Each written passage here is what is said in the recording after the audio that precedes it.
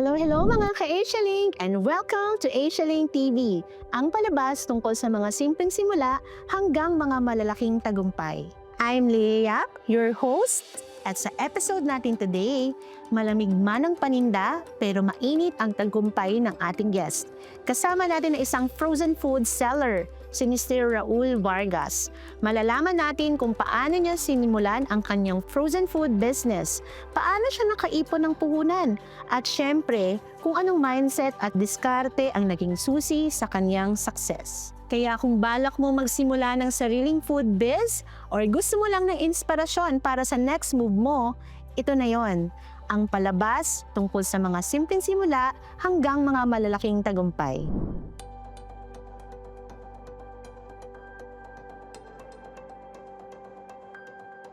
I'm Raul Vargas, 71 years old.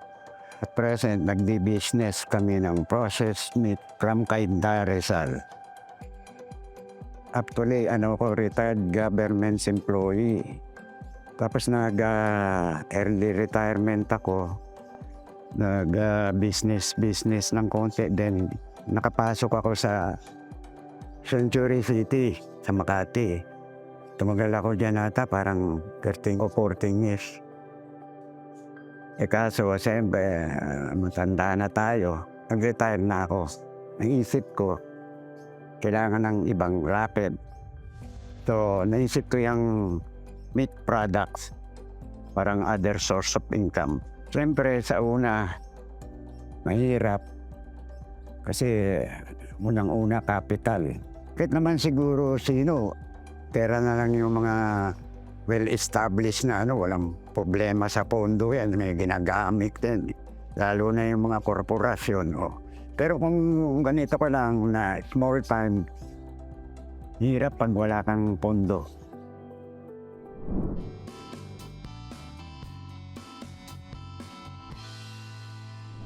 Hi, ako si Rowie de Guzman from Asialink at ang pro tip natin today ay tungkol sa isang mahalagang bahagi ng loan process, collateral. Kung mag-a-apply ka ng secured loan, mahalagang alam mo kung paano gumagana ang collateral. Malaki ang epekto nito sa bilis ng approval at sa kung magkano ang pwede mong ma-loan. What is collateral? Let's start with the basics. Ang collateral ay kahit anong asset na inaalok mo bilang security para sa loan mo. Parang sinasabi ng lender, kung sakaling di mo kayang bayaran, may asset na pwedeng i-recover bilang kabayaran.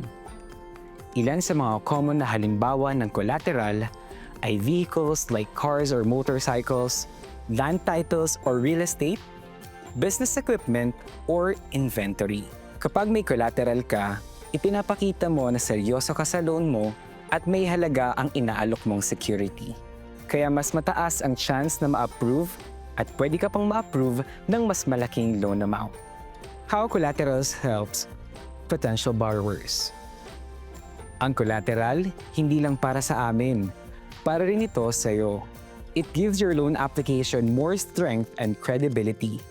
At mas pinapadali nito ang proseso dahil mas mababa ang risk sa side namin.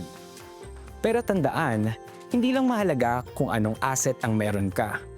Mas mahalaga kung paano mo ito ipe-present, aalagaan at ipe-prepare. Ngayon nangungontrata pa rin ako. Sa kanila yan, sa misis ko. Naging okay kami, matagal na siguro. 20 years na ata, 16 years. Ngayon, nung magsama na kami, naisip namin yung magtinda-tinda. Mahirap mag-resale, pupunta ka sa labas. Magka-canvas ka ng mura. Then, babayaran mo. Ipapak bago mo i-dispose. Minsan naman, mali yung order. Yung delivery na order na-delay. Paalis na yung door-to-door. So, hindi na isama. Halos kalahati ang hindi na-deliver. So, may mga products dyan na naiwan. Nakakapagod talaga yan kasi ang puhunan mo dyan hindi lang pera, pagod.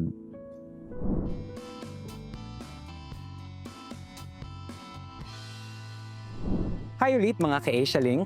Ako pa rin si Rowie de Guzman At pinag-uusapan pa rin natin ang tungkol sa collateral. How to present collateral properly.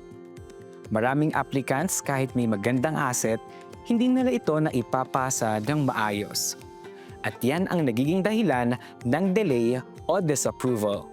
So here's how to do it right. Dapat malinaw ang ownership. Ang asset dapat ay nakapangalan sa iyo o sa co-borrower mo. Kung under loan pa ito o may existing balance, maaaring makaapekto sa application. Kumpleto at updated ang documents. Para sa sasakyan, kailangan namin ng ORCR. Para sa lupa o bahay, dapat meron kang title, tax declaration at iba pang supporting documents na malinis at updated. Condition is important. Ang sasakyan, maayos ang kondisyon at updated ang rehistro ay mas mataas ang value kaysa sa hindi na-maintain. Para naman sa property, malinaw na boundaries at proper zoning ang tinitingnan. Maging honest tungkol sa asset. Huwag sobrahan ang declared value at huwag itago ang condition. We frequently work with appraisers na mag-i-inspect, so full transparency means faster processing. Maximize the value of your collateral. Para mas mataas ang value ng asset mo, tandaan ang mga ito. Panatilihing maayos ang condition ng vehicle or property. Physical condition plus updated documents equals better appraisal. I-declare ang mga improvements, ito ay nakakadagdag sa valuing ng isang asset. Kung shared ang ownership, kumuha ng notarized waiver or authorization. This makes verification faster and easier.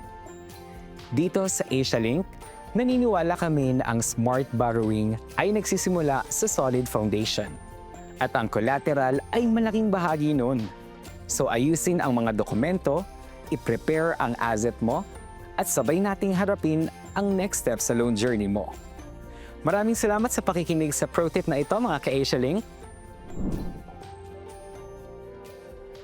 Halimbawa may order, huwag kang sasablay doon. Dapat on time, may di-deliver mo. Nangyayari kasi nga noon, naglalaylo, then babalik namin ulit. Pero ngayon, parang gusto na namin, dire-diretso na kasi maganda naman siyang source of income eh. Unang loan ko sa AsiaLink, which is Sangla ORCR ba yan? Ginamit ko sa projects ko yan. Pala ko ulit mag-loan, business type naman. Kasi nga yung harapan ko, gusto kong gawing parang meat shop na mini. Nagpapasalamat din ako sa AsiaLink kasi malaking bagay yung naitulong. Kaya yung mga iba na mag-apply kayo ng loan o naghahanap kayo ng lending company, try nyo ang AsiaLink. Grabe! Nakaka-inspire ang kwento natin today dito sa AsiaLink TV. Thank you so much, Mr. Raul Vargas, for sharing not just your product, but also your passion and perseverance. Ika nga nila, kapag may tiyaga at tamang mindset, kahit maliit ang panimula, pwedeng lumaki ang kita at tagumpay. Mga ka-AsiaLink, huwag kayong matakot magsimula whether you're selling frozen goods or chasing a different dream, every effort counts. Tuloy-tuloy lang dahil ang pangarap, niluluto yan, dahan-dahan hanggang sa maging handa. Ako po si Leah Yap, your host, at ito ang AsiaLink TV. Hanggang sa susunod na kwento ng sipag at tagumpay, ingat kayo and keep dreaming big mga ka-AsiaLink.